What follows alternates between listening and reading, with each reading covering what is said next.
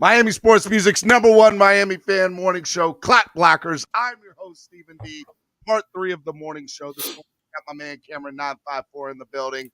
We had in the first part this morning, we had Xavier Scruggs, and we talked about baseball coming back, free agency, and we got to that. The second video we had this morning, or show that we had for this morning show, we talked about Dolphin Nation and the division and the craziness that went on Twitter yesterday. But now we're going to talk what everybody wants to talk about, and that is NFL free agency and the Miami Dolphins, which I am super excited to talk to you about. Cameron, first things first. Actually, before I even get started on that, I want to remind you guys a couple things. Number one, hit the like button if you haven't hit that already. Hit it. Subscribe to the channel. Definitely want to be able to do that. Want to make sure you guys hit and subscribe to the channel. Share it. Let people know that we're here. Number two, want to give a big shout out to our sponsor, Tail Greeter. Tail Greeter is absolutely an amazing sponsor of the show. Go download the app on your current Apple Android device today.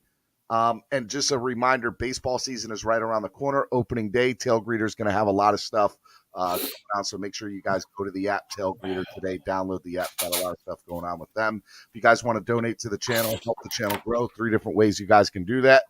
And it all helps the channel grow. Your donations are much appreciated. Use the YouTube Live Super Chat, which is the $sign down at the bottom of the chat.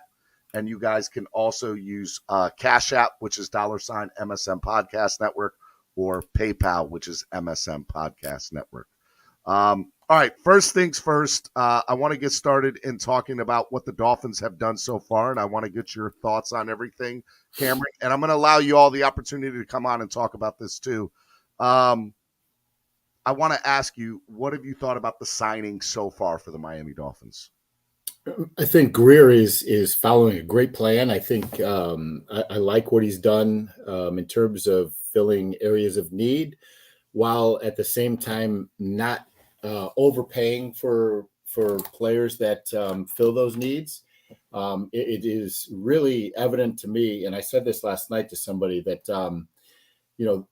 the organization, Greer, ownership, they really think this team is closer to playoff contention than I think a lot of us think. The types of signings that they've made. Number one, they've kept a lot of their core, right? Agba, Gesicki signed the tender, and he signed it, was offered the tender and signed it. Now he could still be traded. I understand that, but it looks to me like, if you're reading the tea leaves, Gesicki is willing to give McDaniel an opportunity to see what he can do in that system. Re-signing Agba, I think, is huge because the defensive line, the defense, is the strength of the team on paper, right? Mm-hmm. They performed well last year. Re-signing the 3 backup linebackers and core special teamers, Guavin, Roberts, and Riley, I think is great. They went out and signed another special teams ace, the kid from Houston, who had played, I believe, with the Patriots, if I'm not mistaken, or the Giants, Keon Crossing. And then they signed up to his backup, who is a huge upgrade to Brissett. In fact, Bridgewater was, I think, the 12th rated QBR passer in the whole NFL last year. He's coming back home. And, if the need arises that he needs to be put into the lineup, I think he's a much better option than Brissett. Who else am I missing? Oh, and then the right guard from Dallas. Connor Williams, I think, is the biggest. I think Connor Williams is such a big pickup for us. I think he's the best new guy that they've signed. And then Chase Edmonds, who I think, people don't realize, what a stud, Chase Edmonds is. He was sharing, snaps in Arizona. But that guy's got, he's great out of the backfield. He's got one of the best blocking ratings of any running back. And I think he ripped off around 5 yards per carry last year for the Cardinals. So overall, I give Greer, A-. It's hard to disagree with anything he's done. Maybe re-signing Preston Williams gives him that minus.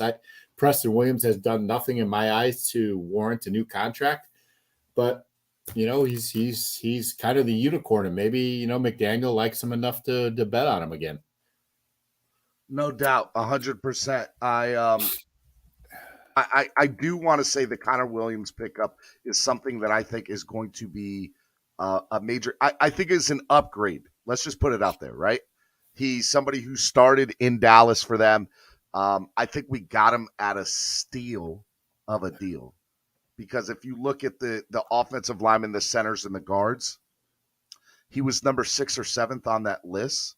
Dude, guards are getting paid. I know. And we got this guy for what? We got him at a basement bargain deal, in my opinion.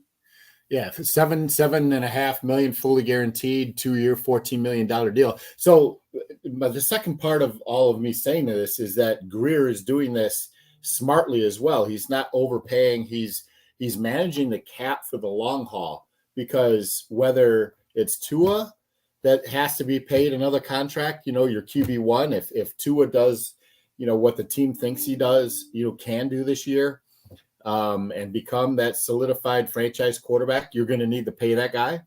Or, you need to move on from Tua and pay somebody or draft another quarterback, but they're setting themselves up. I like Teddy as the bridge. And he's got Miami ties. No, listen, Teddy can be that guy if need be, but I don't think he's going to be your franchise quarterback. No, look, here's the deal. Tua is the guy.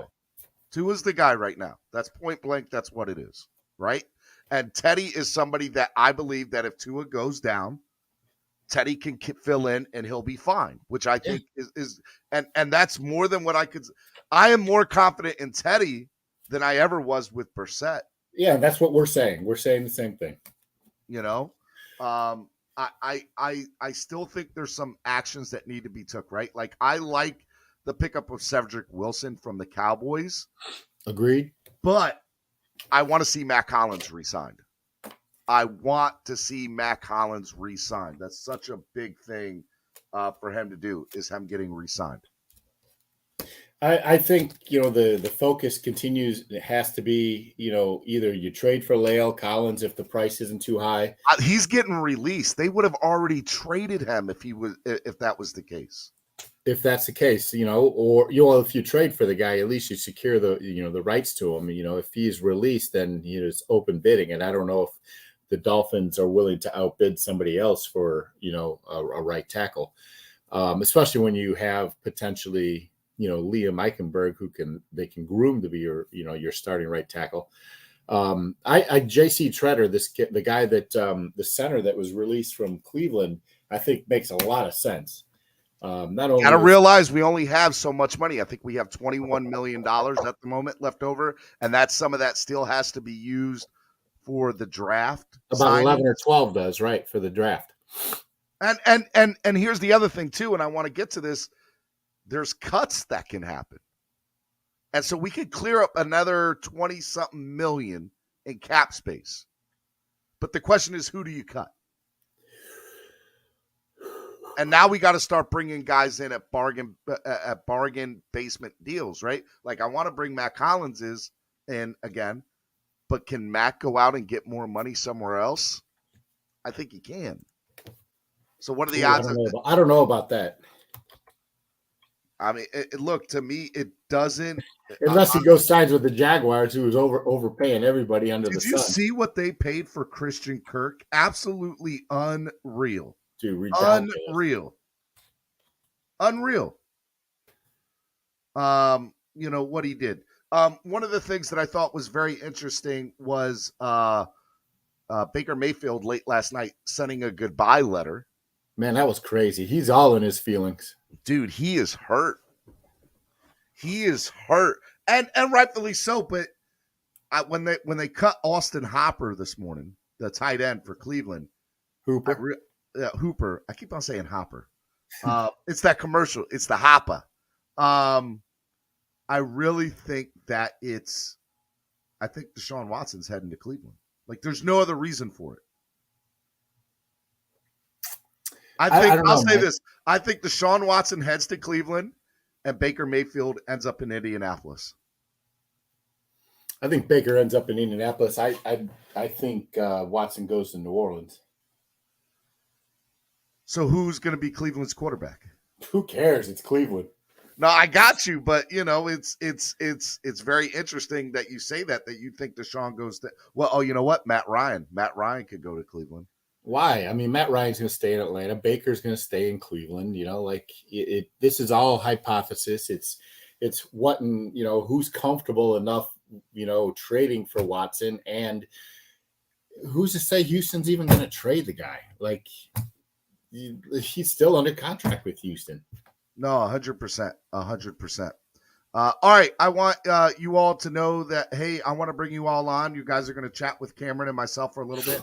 I'm going to hop off momentarily, but I want to hear what you guys think about the signings that we've made so far and where we want to go. I don't want any talk about what we've talked about this morning. This is purely about who do you think is going to be cut, or who would you like to see cut, and who would you like to be signed?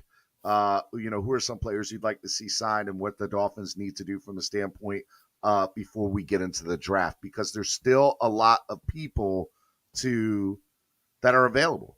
La'el Collins is trade, definitely there. What is Terron Armstead going to do? Well, he's waiting to see what Deshaun Watson does. Correct. And that's evident. Like, Watson's kind of the linchpin for a lot of these signings, right? Especially with the QBs. It's a lot of dominoes will fall once a decision's made with him. No, that's true. That's definitely true. All right, let me open up the lines to everybody for y'all to come on, and we'll talk about this. All right, here's the link. Y'all come on. We'll bring you on. We'll have a Dolphins chat. Juicy Smoulet. I know. He keeps on saying that, too. It's too funny. Shout out to Wayne Collard over there in the UK. Hey, what's up, Wayne? Man, how's life over there across the pond, fella? No, big shout out to those guys. If you guys don't know, the Dolphin Fan Club UK, those guys are some of the most righteous, just best dudes that we were associated with, man. They're incredible, man. They're all right. They're awesome. I love Wayne. What am I talking about? I love Wayne. Absolutely amazing. I got to go over there. I don't know. I guess it was 4 or 5 years ago when we played New Orleans over there, and we got killed 20-3. But I had such a great time over there. It was so fun over there across the pond. If you guys ever get a chance, he said it's wet. If you guys ever get a chance to go over to the UK to see a game, whether it's at Wembley or Tottenham, go. Do it. It is awesome. London is absolutely amazing. So we saved $3.6 million by cutting Jesse. Well, is there a reason they haven't cut them yet? That's a great question, because you think out of respect to the players, to be able to find other homes, you would, right? Yeah, 100%. I think so, I'm not sure if there's a timeline that needs to be done. I don't know. What's up, Eric Carrier? Why don't you get up here, man? Chop it up with me. Eric, come on up, man. Here. Let me pin this. I'm gonna pin this so that way people can come on and we could talk about everything when it comes to free agency. Definitely want to talk about it. All right. Another thing that I think is going to happen today is what's going to happen with DVP. Where's Devontae Parker going? Nowhere. Do you think he gets traded? Because look, number one, we could save cap room. That's one, right? We can do that. Number two, we can get trade value for him. But then you still have to replace him in some way, shape, or form or fashion. So he'd be a savings of about $3.5 million. So then it's not worth it. You keep him if that's the case. So DVP. I mean, listen, he makes $8 million and he's wide receiver 2. I mean, that's less than most wide receiver 2s are getting paid. So I think Devontae stays. I mean, you start with Davis, right? Who's the other guy? Fedulum. That guy gets cut, right? You save 2.2 with him, and basically you just replaced him by signing that guy from the Texans. Oh yeah, 100%. Like if you look at it from that standpoint, you would understand that the Miami Dolphins and what they're. I want to wait till a few of you get on. So once about 5 of y'all get on, I'll start bringing you on. Come on, we'll talk about free agency and everything. I don't know where we're at in the running back field either, because I love Chase Edmonds signing, but you still have to have another running back that comes into the fold. I think they draft one and they re-sign Duke. That's kind of what I think. That's a fair. Like I would love for that. And what's funny about our conversation here is this is what we would do, and it makes the most sense. But track history has shown, track record has shown, like that's not what they would do. So I'm interested on what you think there. Like what we would do is one thing. What will happen is another thing. So you saved $2.5 million by releasing Myles Gaskin. I think that's a done deal, right? You think Gaskins is gone? You just signed Chase Edmonds. I mean, where does Gaskin fit in? Is he better than Duke? Is he? You invested a draft pick in Jared Dokes. Does he get a shot? You're going to it's fair to say they draft another running back somewhere. Yeah, 100%. All right, let me let you go for a second. Let me take care of this, and I'll come back on. You have control of everything. The floor is yours. Stay on till I get back. I'm not going too far, but I'm gonna let you have the floor and bring on whoever you want to bring on. You good? I'm good, man. So all right, I'll be back. All right, hurry back. We were talking here about the cap and the draft and the free agent moves that the Dolphins have made so far. 9 signings, I believe, and in my assessment that Guerrier has done a really good job. But I'd like to hear from you. So I'm going to bring up a few of you. I know that Steven put the link here in the chat, so hit it up. But my first guy that I'm bringing up here, Tony. Remove yourself. Hi, Cam. It's been a while. What's going on, Tony? Yeah, for me, I give this a B+, and here's why. To be honest, we're signing too many. I understand special teams is important, but we're overpaying for special teams, guys. In my honest opinion, do you agree? So they re-signed the backup linebackers who were core special team guys, Robert Seguavin, and Duke Riley. These guys are important because Baker does is prone to a few injuries here and there, takes some times off. He plays hell bent, so you need guys to step in there and give him a breather. And those 3 guys I think are important to the linebacking crew and the special teams crew. But who else do you think they'll have to play special teams? You can draft some of these guys in the later rounds. Yeah, for sure. They're always be a lot cheaper instead of over. I understand special teams is important, but overpaying for special teams, for me, these special teams gunners is ridiculous, in my honest opinion. Hey man, that's your opinion. Absolutely, I could see your take on that. And Cam, I have a question for you. Yeah. Oh, you guys were talking about Preston and Devontae earlier. Mm-hmm. For me, this is a question about the offense. With the timing routes that the West Coast offense that you're going to see implemented here, do you think those 2 guys actually fit this offense? So that's a great question. Devontae actually is a better than average blocking wide receiver. He's an outside threat, which you need in this offense. This offense or the offense that McDaniel has put on the field in San Francisco, at least, the priorities are an X, wide receiver. Your alpha wide receiver 1, who you target is your first target on your pass plays. Your second is a wide receiver who takes the top off defenses, freeing up the middle for your tight ends and your running backs coming out of the backfield. The third is a versatile running back who can catch, block, and eat up chunk yardage against the clock. So fill in those 3 slots. You have Waddle, you have DVP, and now you have Chase Edmonds. So essentially, you've got those parts, right? In this offense, and the signing of Cedric Wilson is, I think, a complementary piece to both Devontae Parker and Waddle. Someone that can go underneath, can run the fly routes, and works well in RPO offense.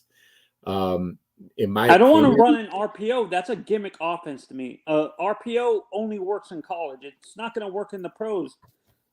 These coordinators in the NFL are too smart for it to be getting beat game after game.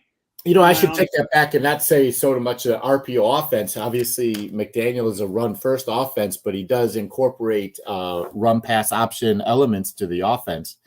And I think you'll see a better mix of that from McDaniel's offense this year. And I like what Pete said. His comparison, the offense that he compared it to was the one that Jake Plummer was running in Denver. Remember that Shanahan, the Mike Shanahan? I do. I do. Yeah, and you guys were talking about Watson earlier. I want to bring up something that people keep on forgetting.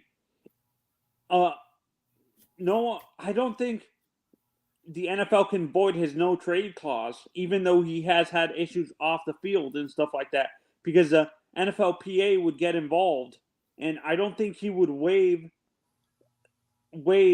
his no trade clause to go to. He actually said he said this multiple times on Twitter and in interviews, and his agent actually said this too, that the only team he would waive his no trade clause, he wants to stay in the South and stuff like that, and he wants to be playing in warm weather or in San Francisco maybe and stuff like that. And San Fran is not going to happen because they're moving towards Trey Lance and stuff. So Miami, maybe Atlanta. Well, it's all hearsay, right? And No, I think there's evidence. There's actually listen, Tony. No. I think first of all, the precipice is these 22 civil accounts against him. He's got to have those settled for. And listen, it's whatever ownership group, whatever team feels comfortable enough bringing him on. With these 22 cases hovering over his head, even though they're not criminal, they're still civil, and there's going to be judgment placed against him one way or another. So, but listen, Tony, I'm coming from that he had. I don't think he's going to waive his no trade clause to go to Cleveland and stuff like we keep on forgetting. Didn't Philadelphia offer 4 first-round picks, and he completely brushed it aside and said no? He rejected the deal? Yeah, I don't recall that, but you could be right. But listen, Tony, I appreciate you coming on. I've got some other guys stacked up here in the back, and I want to keep it rolling if you don't mind. Oh, my favorite. Before I go, my favorite one is Connor Williams. Actually, that's 20. We now have 3 or 4 guys under 25 on the offensive line that can develop together. What's your thought on that?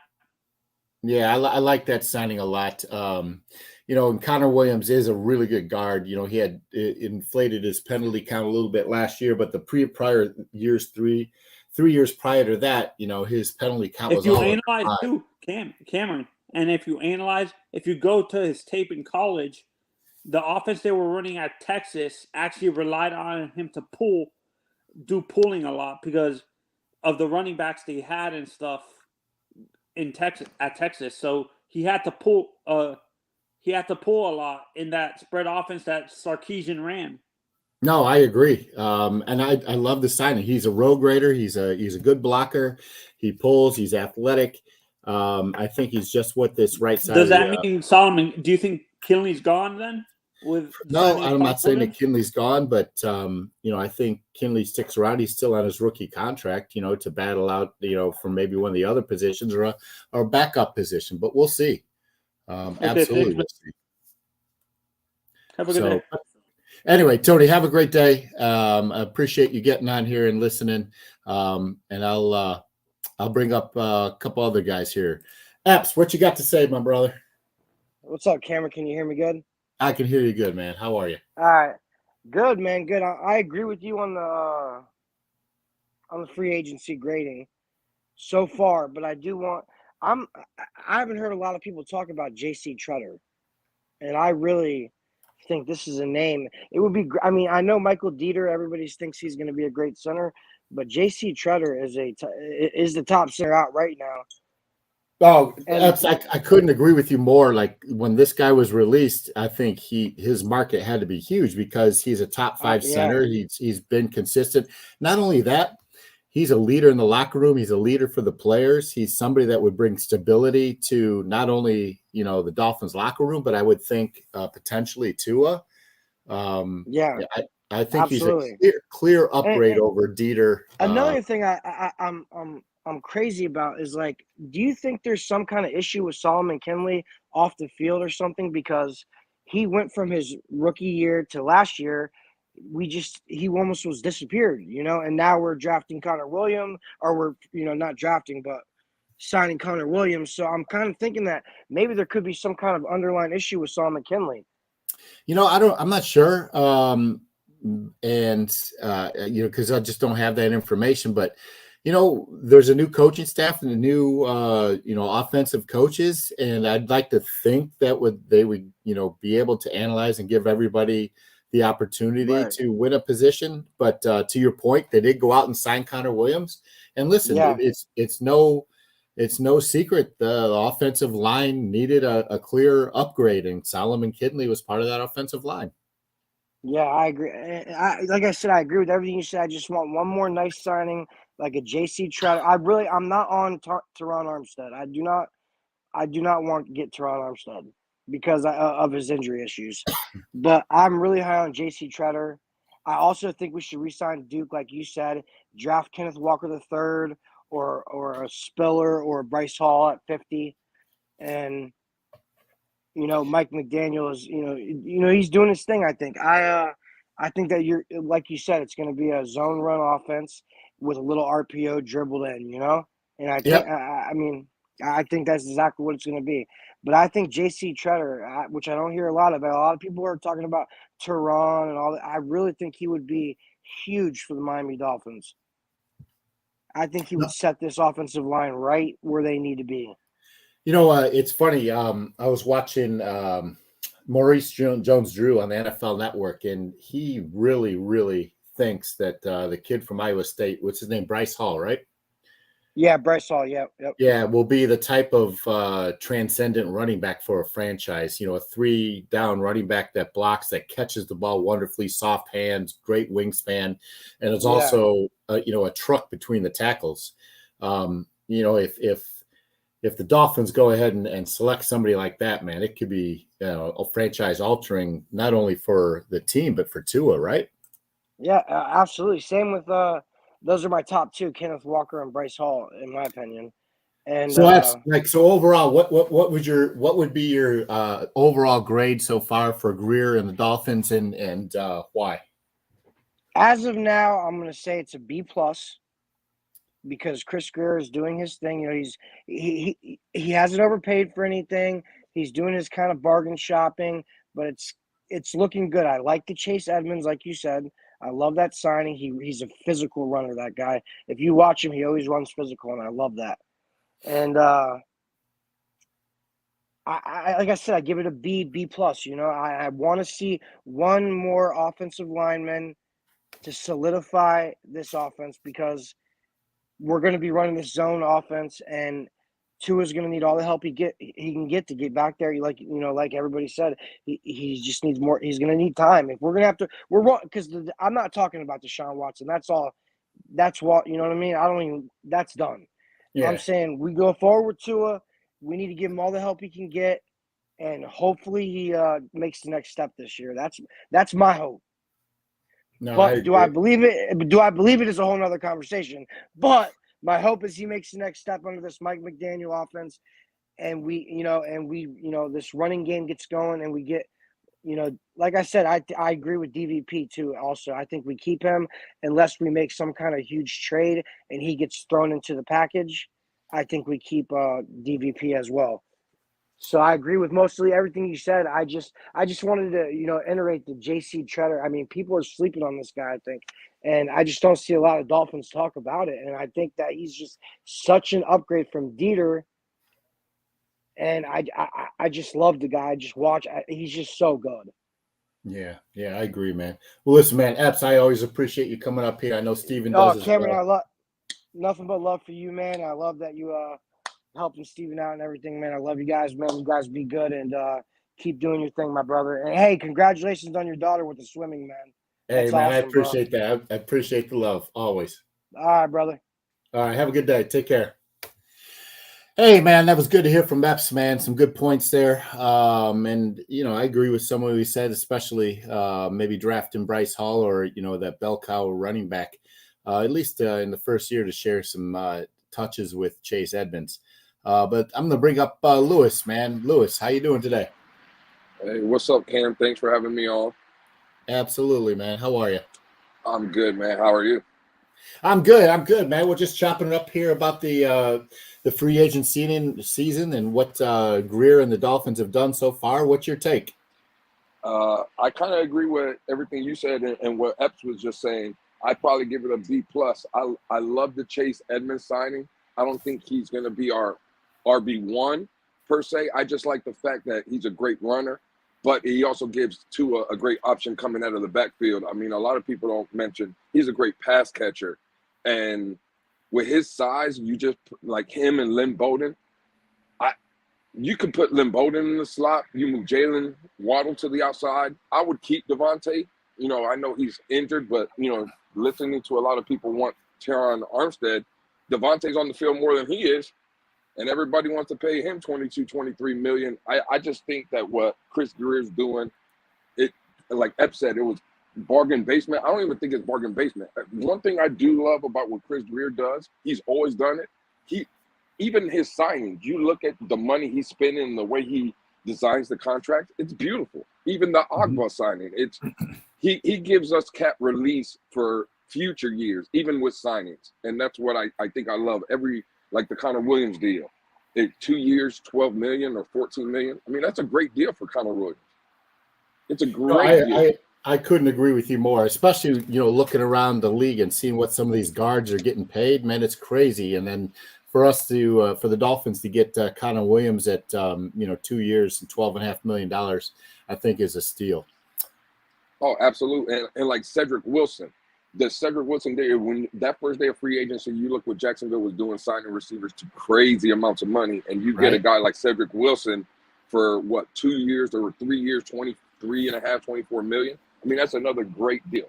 And Cedric Wilson, a lot of things that I like about him was he was the third, fourth receiver in Dallas. But when he got his opportunity to play when Cooper got hurt and Gallup got hurt, he elevated his play. A lot of players you see that come in, they don't really elevate like that. But when he got his chances, even being a fourth, fifth string receiver, he went in there and made plays. So that's another I mean, it's not the big name. Like, Cedric Wilson, the Dolphins didn't get a big name. But, I mean, it's a great pickup for us.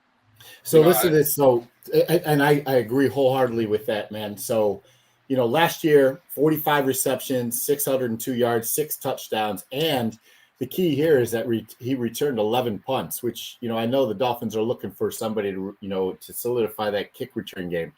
But the guy is going to get paid $4 million next year. I would take that all day long for your wide receiver 3, right?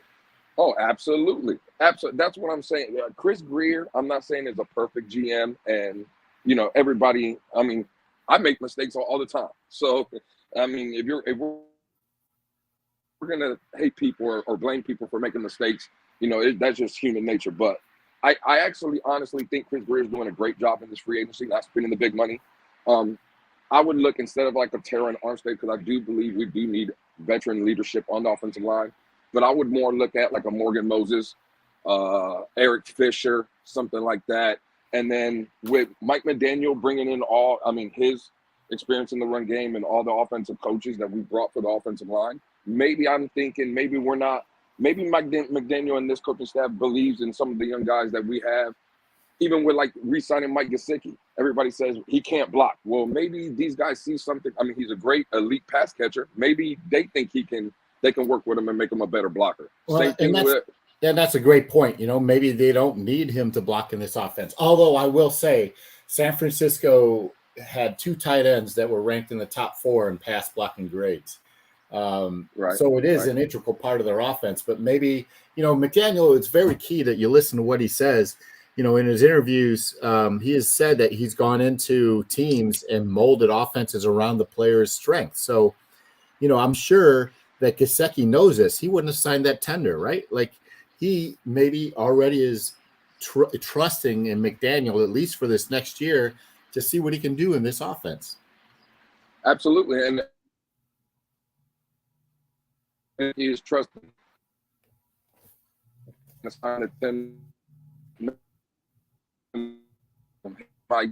sign this tag, and then we'll work out a.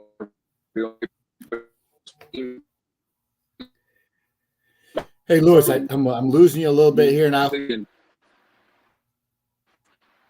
Hey, Lewis, I'm losing you. So, man, I'm gonna take you off here. If you want to come back on, please hit us up again. The link is in the chat.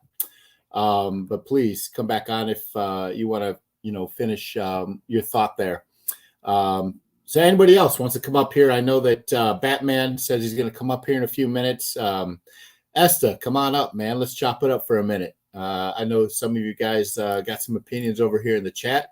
The link is in the chat. And if I can do this again, maybe I'll put it up there. But anyway, hit me up. I want to talk to you about a couple moves that could be made. I know that Dolphins haven't cut anybody yet. But just looking at Sport Track and looking at the contract statuses of some of the guys, you guys tell me if we would miss any of these players. Jesse Davis, we could save $3.6 million. Clayton Fedulum, saving 2.2. Myles Gaskin saves 2.5. Cethan Carter saves 2.5. Alan Hearns saves 2.5, and Calvin Munson saves 1.1. That right there is, I think, what I say, 5, 9, 11, 12, roughly an additional $16 million more to cut these guys, and go out and sign somebody. We won't miss any of those folks, right? And then you got your draft picks that you're going to sign that could replace some of these guys, and you can cultivate them. But my point is that you're bringing into the fold more cap space to go out and sign a right tackle. Go sign maybe this Calvin Treader that got released by Cleveland. It's clear that more needs to be done with the offensive line.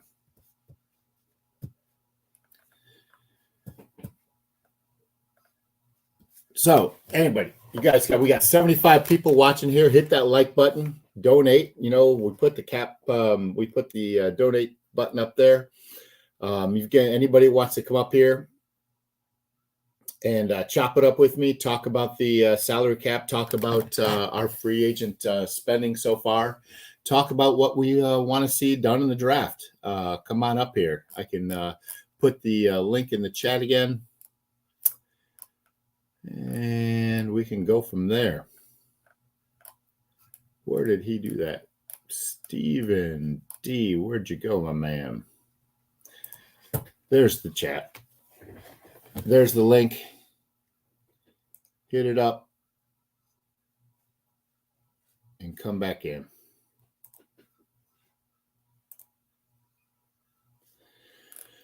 So who else could we cut from this team? Are we missing Eric Rowe? Is he a player that could possibly be released? Cutting Eric Rowe saves $4.5 million. That's a lot of cheddar.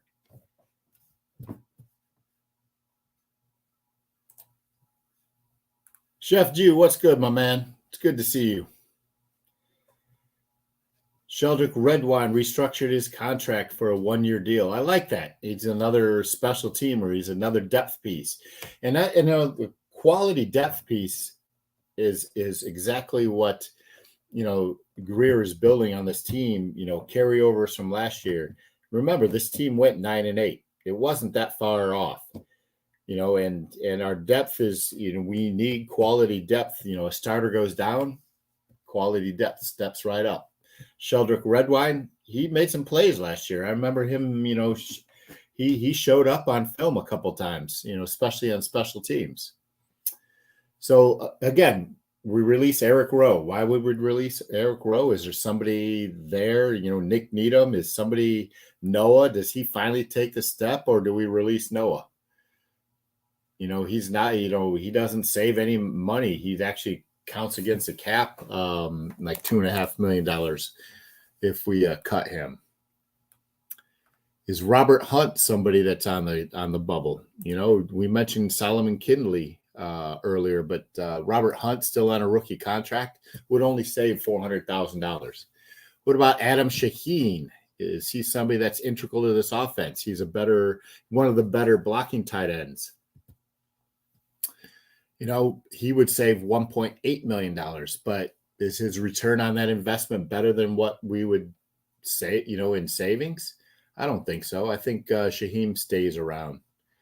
Who else? Who's somebody that you'd be surprised would get cut? Is it Byron Jones? How do you replace Byron Jones? Byron Jones saves $4.1 million. I would say Byron Jones is every bit worth of $4.1 million, or the $12 million that he's going to get paid this year.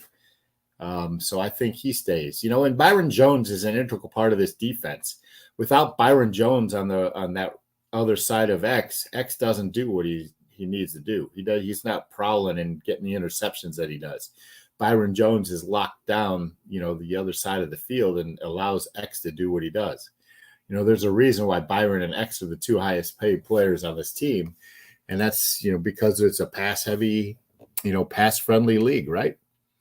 And Byron and X are arguably two of the best tandems. No, you guys want to see Noah Butt, cut? I don't think cutting Noah would, make anybody upset. He hasn't shown anything since he was drafted. He's signed through 2025, and he would be a serious cap hit if cut, $2.5 million. So I think that's his contract really keeps him around. And who knows? Maybe this new coaching staff shines him up a little bit. What about our kicking game? Jason Sanders, he cost us 2 games at least last year, right? Is there a better option out there? Cutting Jason Sanders saves his team $3.1 million. That's a serious consideration. So, in my opinion, I think Jason Sanders is probably somebody you wouldn't think about getting cut that gets cut. That's my opinion. I think you can find a kicker, whether it's maybe they draft a kicker. I know that kid from that Georgia's a pretty damn good kicker. What's we need a punter, right? Like, so if we let's say we cut Jason Sanders, let's keep him on that board. Cutting Jason Sanders saves $3.1 million. And where's our punter here? What's his name?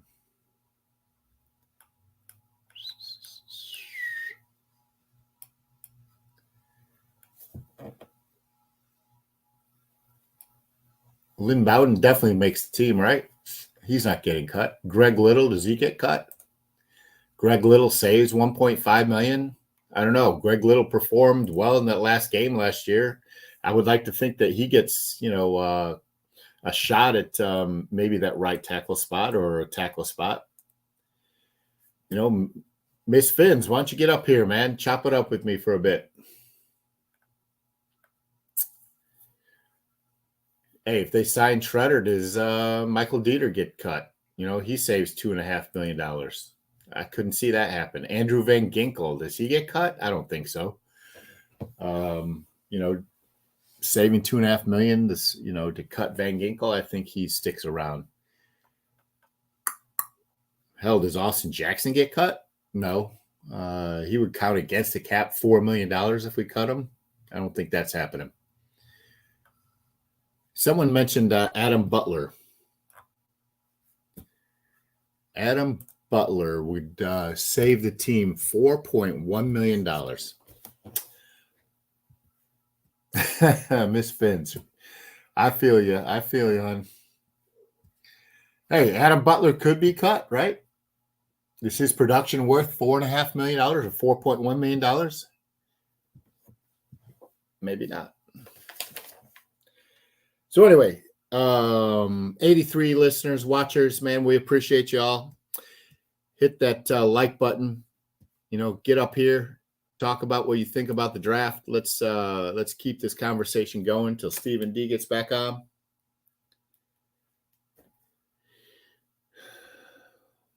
What's Cap'n say? Chase Edmonds is another Drake, in my opinion. Cap for life. Is that a good thing or a bad thing?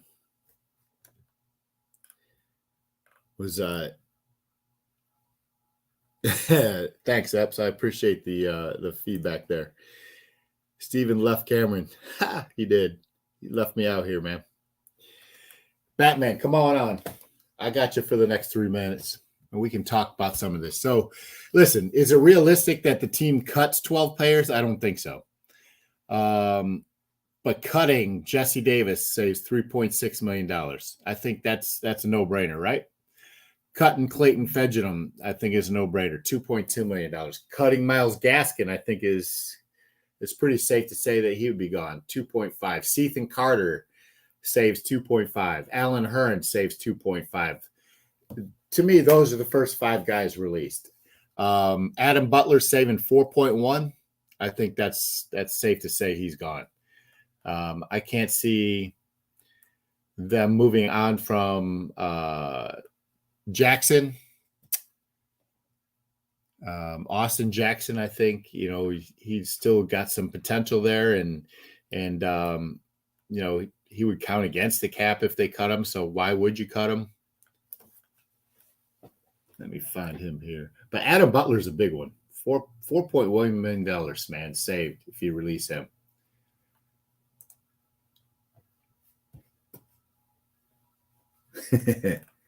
Hey, who's still on the cap? Jakeem Grant, man, still counts $1.5 million against the cap. That's crazy. But good for him. I mentioned earlier that Jakeem Grant got the bag from Cleveland. Happy for him. And Eric Rowe, is he another one we cut? Not sure, so much sure about that.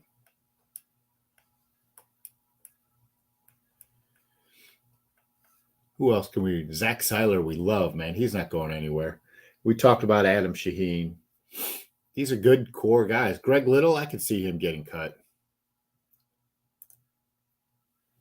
Greg Little saves 1.5 against the cap. That'll be an interesting one for me. Lakers all day, man. You want to get up here and chop it up with me? Yeah, how you doing, man? What's up, man? How you doing? Good. How are you? Hold on. Is it working? Yeah, what's up? Yeah. You're up here. How you doing, my man? Good, man. Good. What you think about the Teddy situation, the Teddy signing? Because hey, listen, I don't want to get up here and say that I think that Teddy's coming in here to be the starter. I think he's going to be a more than competent backup to Tua, and if Tua fumbles, you could do a lot worse than Teddy Bridgewater, right? Yeah, you're right. And Teddy, you know what I'm saying, he had experience too. He was at the Vikings, he was at the Broncos, he was at the Saints. So he got a lot of experience at the quarterback position. So we'll see what happens with Teddy and how he does and everything. Because if you realize it, Mike McDaniel said that that he wants to bring in a backup quarterback that's going to bring competition, right? No, I agree. And that's exactly what Teddy had a good year last year before he got injured, right? Mm-hmm. I think I mentioned earlier that he was rated 12th overall in QBR. I mean, that's nothing to sneeze at. Yeah, that's not, man. That's something pretty, like, you know what I'm saying? That's up there. But I just feel like we just need to go after a middle linebacker, and our defense is gonna be good.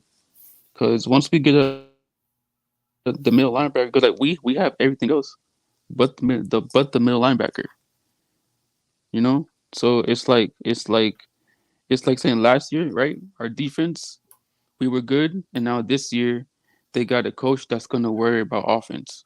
You know what I'm saying? And then last year when we had Flo, it's like Flo was worrying about defense, and now it's the other way around. Mm-hmm. You know what I'm saying? So it's like one sided again, and that's what we out for me. I just want to balance everything balanced, but it's everything's not going to be balanced. You know what I'm saying? Hey, who is So the linebacker that got cut from Seattle, the middle linebacker? I know they're looking at him. you're talking about Bobby Wagner, right? Yeah, Wagner. Yeah. So, yeah, available free agents. Let's look at this, man. So Wagner got cut, Mm-hmm. and let me see, Seattle, right? Let me see what Mm-hmm. he adds here. Bobby Wagner. You sign him, and what would you sign him to? $8 million?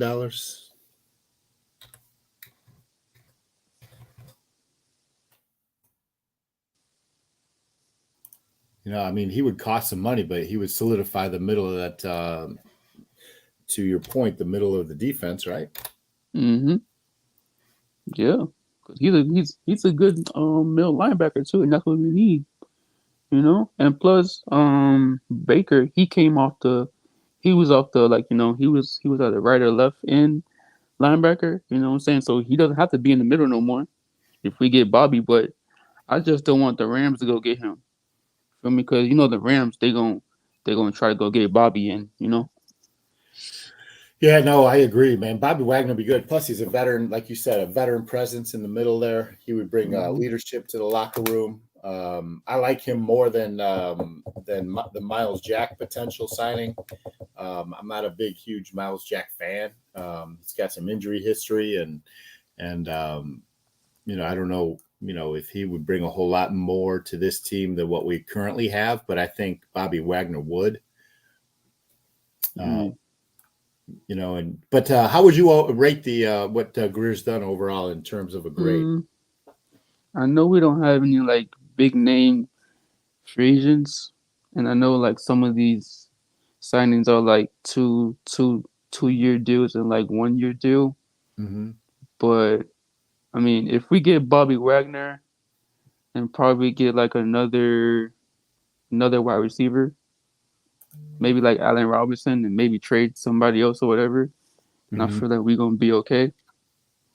And maybe cause all we just need is a middle linebacker, some offensive line, more like a little more piece of offensive line, and another wide receiver. And if we do that, then you know what I'm saying, we'll be good. But it's just that everything has to gel together. You know what I'm saying? It's like Tour has to do good, and then you know what I'm saying, like everybody has to come together as a unit to win these games. Yeah. No, I agree with you, man. What would you like? So you'd like to see another wide receiver signed? Yeah, like I mean, I know we're probably not gonna get Allen Robinson, but that's probably because of, you know what I'm saying, like Devontae Parker, he's always hurt. So why wouldn't we go get Allen Robinson and probably trade or, you know, cut one of these wide receivers? Because if you realize it, right, if Parker doesn't play this year, or that, you know what I'm saying, he plays and then like he gets hurt again, then what are we gonna do? You feel me? Yep. He's I been hear you. here for so long, and you know what I'm saying, we gave him all this money to be a star wide receiver for us, and then he doesn't do anything because he's hurt. I do think that offensive line is kind of the priority. They did go out and sign Cedric Wilson from the Cowboys as a wide receiver. You do have Waddle, who's going to take the next step this year. See what you can get out of DVP. But for me, I need to look back. I don't even know what's going on with Cedric Wilson, because is he like a slot receiver or what is he? Because I know they had Cooper and He actually played last year all over the wide receiver set. But listen, Lakers all day, man. I appreciate you getting up here. I've got Batman in the back room I need to bring on, and Stephen D is he's off his call and wants to get back on. But listen, all right, man. I appreciate you supporting the show, as does Stephen, and I appreciate your time and coming up here and talk with me today. No, man, no problem, man. Y'all have a good day. All right, have a great day, my man. You too. And we'll bring up, Stephen D is back. And What's then up? What's up, baby? What'd you hey, guys we're gonna think bring about in Batman. I know he's been waiting here in the background. Batman, how you doing today? Glad to be back, man. Great stuff, Steven. Great job that we're doing this today with the free agency. I want to throw this out there. A lot of people are saying this rumor. I'm the one that started the rumor. So I started the rumor. Why don't we entice the Cowboys and maybe we could do a package deal where we involve Devontae Parker, maybe a second-round pick, and maybe we could take Collins off their hands, I think this would be a good move if we want. I know the fan base wants to move on from Parker. Hey, breaking news. Commanders have just released offensive lineman Eric Flowers per his agent Drew Rosenhaus. Hey, Drew's bringing a lot of players to Miami. That's all I'm saying, bro. Let Eric Flowers come to Miami, please. Please. Sorry, Batman. That's a big deal.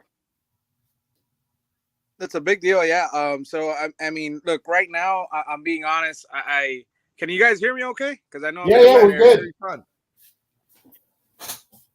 If I'm at the point where honestly, I was pretty pissed off yesterday when Moses went to the Ravens for 3 year, $15 million, which is $5 million a year. That was just the biggest slap in the face I've ever received as a Dolphin fan in my life. Why? Because he was already a Dolphin. Weren't even in play. Right, but it's like it's just ridiculous. Like he went for $5 million a year. He could have been your starting right tackle, and we didn't even entice that as an option. That just is ridiculous to me. We were out when we caught that live last night on the show. It was just like a bad taste in our mouth. Everybody was just like, we looked like somebody died in the room. And look, don't get me wrong. I love Armstead. The injuries concern me. My gut, if you want to ask me my gut feeling is we are going to get Armstead. I think he's just waiting on Watson to see if he does end up in the Saints. And if he does end up in the Saints, then he's going to go back to the Saints. But he's waiting on Watson. If Watson signs elsewhere, then Armstead is a done deal to Miami.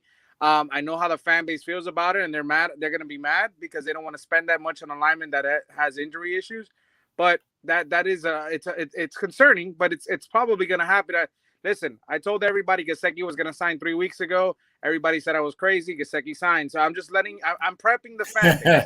There's a good chance that Armstead is going to come here. And we need to realize it. Is it going to be at 85, 90, 92? I personally think it's going to be 92. Was it 4 years? Yeah, 4 years, 92 mil. But it's not sources. I'm just telling you my gut feeling, and that's what I'm hearing. So let's see. I'm just throwing it out there, Hey, let me ask you something. There are some of the fan base, Batman, are very hesitant about Armstead because of his injury issues. Is that something that you're thinking about in the back of your mind to spend that type of money on Armstead? Or would you rather go out and spend, that money on two players, maybe even three, for the money that you would spend on Armstead? I mean, for the most part, I've always been with the mindset that if you are going to get the big whale free agent signing, I would love to be offensive line. But in the case, I want to get my whale. If we are going to sign a whale, I want J.C. Treader. That's the honest truth. If we can get the center from Cleveland and we could solidify him, put him in the middle, and we can get a cheaper tier 3 tackle, I would be happy with that, because at least Treader, we know he hasn't missed a snap in 5 years. So we get J.C. Treader and we get Eric Flowers. I'd be okay with that. I would. And you sign Williams, so your right side of your line, like you have your center. Dude, your I would right be guard, more than okay right with that. tackle. Sign me up all freaking day long for that. And you All still have Williams from the Bills. You still have Williams, the right tackle from the Bills. Leo Like, Williams, but you got to realize he's going to demand a lot of money. He's going to. So who would you rather have, Eric Flowers or Leo Collins? Leo Collins all day long, but Leo Collins is going to cost you $20 million, and Eric Flowers is going to cost you 8 to 12. But this is the intriguing part. See, if he's at a $10 million contract for the next 3 years, $10 million each year, and the issue is that they claim the price tag is a third round pick. You're telling me a third round pick is not valuable, Leo Collins? It doesn't make any sense. You're telling me Miami thinks that his issues outside the field right now are more concerning, than the third round pick. You know what I mean? Because if he gets released, he's gonna get the bag. You know? Listen, I agree with that, Batman. I think that he's worth a third and a fifth, and you make that trade happen all day long. Plus, he's young. He played next to Connor Williams. Like, those guys have synergy. Like, you do that all day long. My issue is what there has to be something more in there. I know he refused to take drug tests, so it might not be so much, anything. It might be something else that he's worried about failing in his drug test, because he was suspended because he refused to take the tests, And my thing is that, I mean, you're telling me that not even the Bengals are willing to give up a third round pick to solidify that line? Like, it's just mind boggling, One of the things that I think we need to discuss too is we're talking about the O-line, which we all agree needs to be upgraded in every way, shape, or form. But the middle linebacker also needs to be upgraded. And there are some people out there, available trades, as well as who just got released. Miles Jack. Would love to see Miles Jack in a Dolphins. I think Bobby Wagner makes a lot of sense. Bobby Wagner makes a lot of sense to come down here. We could bring him on a league. I don't know if it would be a league minimum, but it would definitely be, an opportunity to bring in somebody like. What do you have to say to that, Batman? All right, so I've been pounding the table for the Dolphins to trade for Miles Jack for 2 years. I would think he would complement Jerome Baker so well. Obviously, when Bobby Wagner got released, I was pounding the table for Bobby Wagner. So yesterday we got to. I know you know of Todd Talabruto. He's up in Jacksonville, and and we were trying to get a little bit of insight as far as Miles Jack, because he gets to see him a lot since he's up there. And he said that Miles Jack in the last 2 to 3 years has lost a step, even though he's not old as far as age. He has lost a step. That's why Jacksonville ended up cutting him for his salary. I still want him if he's at the right price. He gets to stay in Florida, But I would love that. But there are two really premier, actually 3 or 4 premier linebackers in the draft that I would consider if none of the receivers are there at 29. But if we can get a Wagner and we can get a Miles Jack at a really great deal, because I think Wagner is going to be over 13, 14 mil a year, and maybe you can get a Miles Jack under 10. But I would love that. I would love either one of those guys. I would be happy. I would be first one running down the street with my hands up. Yeah, but Flowers does his best work at guard. So, you just signed Connor Williams to be a guard. You have, a guard entrenched in the left side. So what do you do with Eric Flowers? You don't move him to right tackle. No, you don't. You don't. But the goal here is that these guys are plug and play too. They can play multiple positions, which is why I like JC Trotter, right? Right. Yeah, he's a center, right? Like, he's the best rated center. He is. But now we get who's our starting center right now? Dieter. Michael Dieter. Right? We don't even have a backup. And so we don't even have a backup. But Dieter can play multiple positions on the line. Well, that's. I'm agreeing with you. You bring in. I think Treader is the more logical go after right now, because he fills a bigger need. Hey, breaking news! Former Miami Dolphins quarterback Chad Henne is back for a 5th season as the Kansas City Chiefs backup quarterback, signing a 1-year, $2 million deal. Dude, he'll be starting in the 4th game after that new bride of Mahomes stabs him in the neck. Woo! Tell me how you really feel. Man, Mahomes. Tell me how you really feel. He's gonna go down like the Titanic. Hey man, let me ask you. We just mentioned Bobby Wagner. I just want to bring him up one more time. Where do you guys, if he doesn't end up in Miami, where are some of the places you think Bobby Wagner might end up?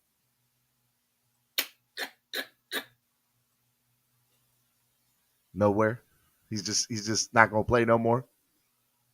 Batman, you there? I don't know who needs a middle linebacker. I just don't know. Look, he's a veteran. He's not as expensive as Miles Jack would be. And I think he's somebody who can play 30, 40 snaps a game, and you're not going to wear him out, right? So I think that plays a big thing into it too. And he creates a middle linebacker opportunity that we desperately need. It's something that we like. Look, I want to see a Zach Thomas again. Here's another guy. What's the guy from Dallas? Is it Van Esch? You don't want any part of him. Van Der Esch? Yeah. He can't stay on the field either. Jack and Van Der Esch are both injured. They play. Van Der Esch is really banged up. He's got neck problems. He's got issues. Health. He came in the league with neck problems. I think he came in the league with neck problems. Steven, I missed what you said because my phone was freezing up. What did you say before I was able? Where do you think Bobby Wagner ends up? I see him going to a contender. It all depends for the price. It could be. I mean, Denver's making a lot of noise right now. Denver's really making a lot of noise. He could end up in Denver. Denver, Arizona, anybody out west there, man. It's going to be a free for all out there. Hey, not quite free agency news, but I still think it's big because we all like football and we all watch football, and part of football is Monday Night Football. And this is pretty big. Joe Buck, Troy Aikman will now be a part of ESPN in the new Monday Night Football crew, along with Lisa Salters as the sideline reporter and John Perry as the rules analyst. So leaving Fox on Sunday afternoons to now go to Monday Night Football, Joe Buck and Troy Aikman. So that'll be very, very interesting. What do you guys think about that?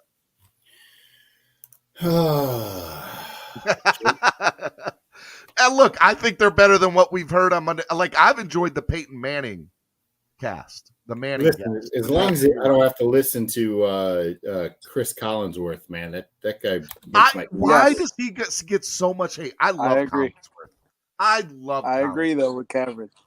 Dude, he's like, he makes my ears bleed, bro. He's just, I don't know. He's got his lips wrapped around, some players, Watson. It's just, he's not fun to listen to.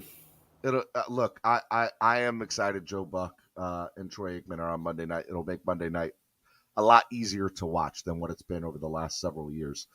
Hey, something else that I find interesting too, 2022 club rule change proposals. The Indianapolis Colts and Philadelphia Eagles submitted a proposal that allowed both teams to have an opportunity to possess the ball in overtime.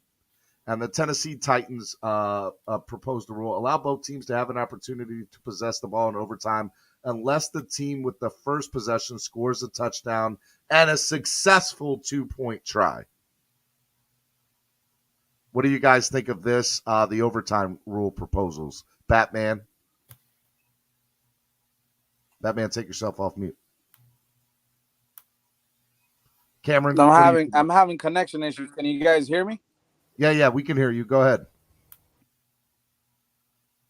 Go ahead, Cameron. What do you think about these? Let me try to log back in. Can't hear you guys. Listen, I there's two sides of this coin, and I'm being funny about that.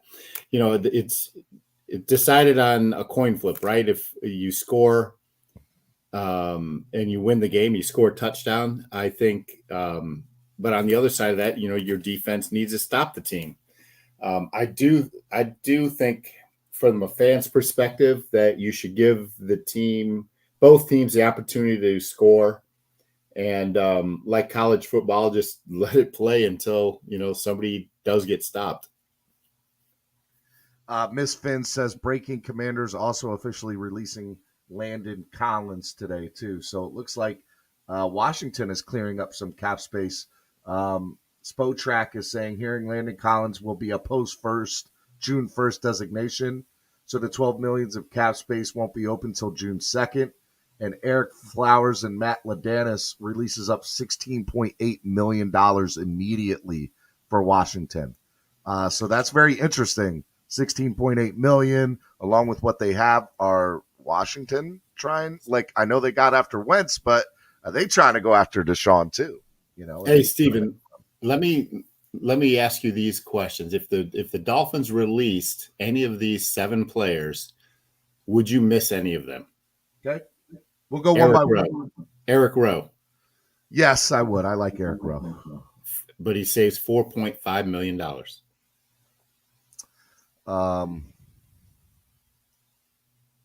My thing about Eric Rowe is he brings a veteran leadership on the field, and if we have somebody go down in the secondary, which we usually do, he's somebody who can step up and play at a Pro Bowl level right away, and he has experience in winning a Super Bowl, and that's something I want. So I wouldn't be mad. I would rather keep him than get rid of him. Adam Butler. Adam Butler is tough because the defensive tackle position to begin with is something that we need to address. And I like Butler, but Butler can't stay on the field to save his life. Do we really need to address? Is it a high priority? I mean, is it a priority? It's a priority to stop the run. And sure. If we're gonna be a playoff contending team, we have to stop the run. Yeah, I would like. Trey made a good point. Maybe you offer a restructure to Eric Rowe. I'd like to see that because he is, a good nickel. He covers, tight ends, and maybe you do restructure him. Adam Butler, I think, is gone. Alan Hearns, gone. See you later. 2.5 save there. Yep. Clayton Fejedelem. What is? And remember, you just signed his replacement. What is his number? 2.2. I like Fejedelem. But I agree with you. We re-signed his replacement. Ethan Carter. Gone. Saves 2.5. Greg Little. Gone. Saves 1.5. And here's the big one for me. Jason Sanders. What's his number? Saves $3.1 million. So all of those if we cut Rowe, Butler, Hearns, Fejedelem, Carter, Little, and Sanders, do you miss any of them? Because Jason Sanders, let's talk about him real quick. Specifically, Jason Sanders is a very unique situation. Why is that? Because Jason Sanders, before this year, was probably top 3 kicker in the NFL. Now, this year, he was not in any way, shape, or form. And when it comes to kickers, it's always, what have you done for me lately? And he clearly lost us 1 game last year, if not 2. So, that's the difference between being in the playoffs and being out of the playoffs. I think there are clearly good kickers in the NFL that are just as good as he was last year at a much cheaper rate. But the coming out of college. But the question goes into, Cameron, can he still be what he was the year before, which was amazing and clutch? So my thing to it is if you're Chris Greer, is there somebody that you want out there in free agency that $3+ million is going to be the make or break deal? And if there is, get rid of him. If it's not, and that $3 million isn't the make or break deal for somebody that's going to be a bigger person to help your offense or your defense, then I say keep them, and I'm okay with either way. I just want it to be, if we cut him, it needs to be because we have somebody that's on this team that's going to make a bigger factor that we can bring in. I'm just saying, he carries a big cap number. If you release him, it's 3.1. I like Jason Sanders. I think, but 3.1 million is a lot of cheddar for a kicker that you could possibly pick up his replacement in coming out of college or as a free agent. Trey says, do we go after Johnny Hecker, the Rams' former star punter? I don't think you could have Hecker and Sanders on this team. Why not? Because Hecker, I think, is going to get $2 million. And just to note, which is a lot for a punter. The Dolphins currently don't have a punter under contract. We don't. I would love to see Hecker, but there's also this kid out of college football. Reason was talking about him yesterday. No, it was pretty amazing that guy, what he did in Mobile, the display he put on 70-yard punts or something like that. Yeah, and if you remember Reggie Roby and for all the old heads out there, Ray Guy, San Diego State University's punter. He's a two-step punter, meaning he gets it off quickly, and he's booming this thing 70 yards. I like what Reason said last night on the Twitter space when they happened to talk about football for all of 5 minutes. And that is that a punter like that will change the field for you. I'm putting you on mute for a second. I'll put myself on mute. A punter like that will change the field for you. A punter like that, and that's the difference in these defensive battle games is having a punter that can change the field. And if our offense isn't quite where we want it to be, having a punter like that makes all the difference in the world.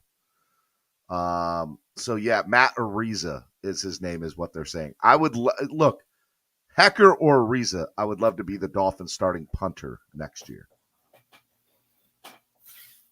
Listen, I think we definitely need an upgrade there. Well, we have nobody, so True. we need somebody.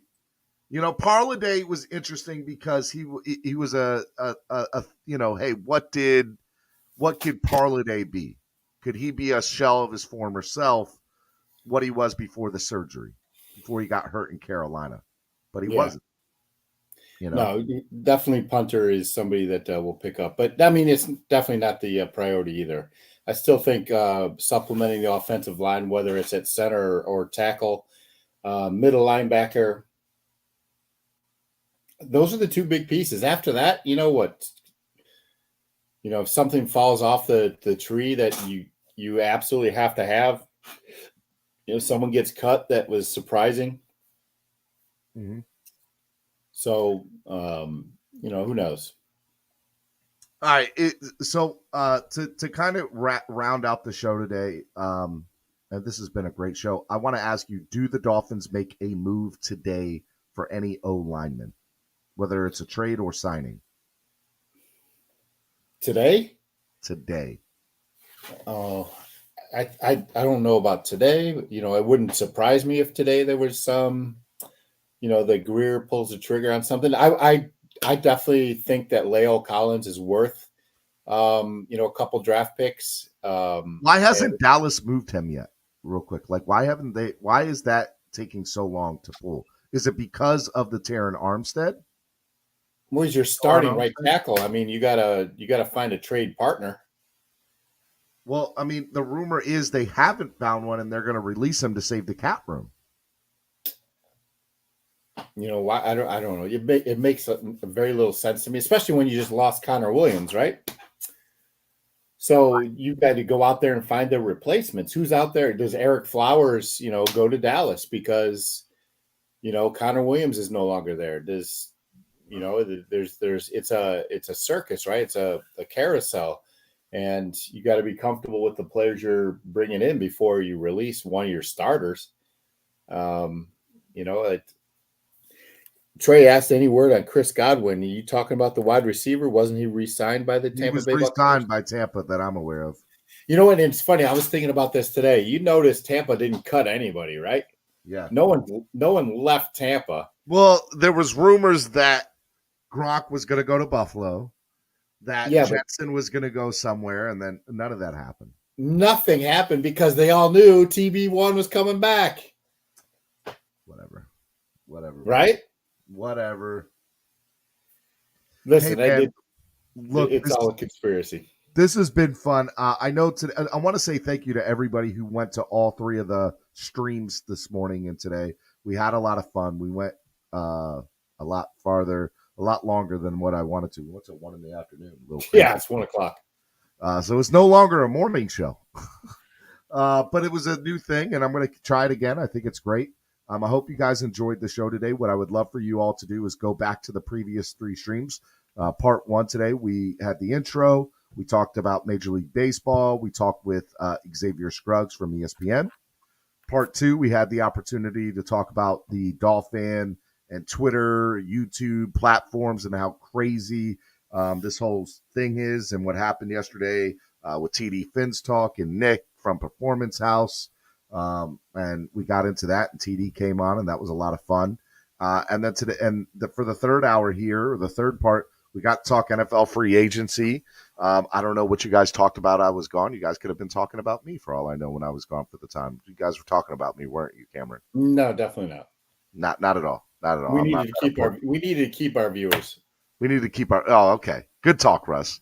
I want to remind you guys, if you haven't done so already, please hit that like button. Donate to the channel. It helps the channel grow. It is such a big thing when you guys do that to help the channel grow. I can't do it without you. If you guys do it on PayPal or Cash App, they don't take out as many fees. So I'm putting the link to PayPal and Cash App in the chat. Please donate to the channel. Tomorrow's Thursday, Throwback Thursday. We'll have a lot of fun. I'm not quite sure everything that we're going to do there. Cam was telling us he runs the show way better than you do. That's probably true, Vaughn. Not wrong. Probably not wrong. Trey said, good show today, SD. Let's stop with all the hate in the community. No doubt, bro. Mr. Miami 305, rest in peace. Razor Ramon, a.k.a. Scott Hall. Quick sidebar about Scott Hall. When I lived in Orlando in the late 80s, early 90s, he played on our softball team for a season. Did he? The guy was a monster, a beast, an athlete. It's just a sad day for. I've heard nothing but good things about him. He's such a good guy. Well, just to see what he had gone through, through his career, and man, it was sad. Just sad. Yeah, no doubt. All right, guys, please hit the like button. Please share. Let people know about all 3 different streams today. Go back. If you didn't hit the like on the other 2 videos, go hit the like and go share all 3 of them because I know there's somebody that wants to talk about whatever we talked about today. But I had a great time. I love you all. We'll see you tomorrow right here on the Miami Sports Music Podcast Network, home of the #1 Miami fan morning show, Clap Blockers. Stephen D, Cameron, and we're out. Love you all. Have a good day.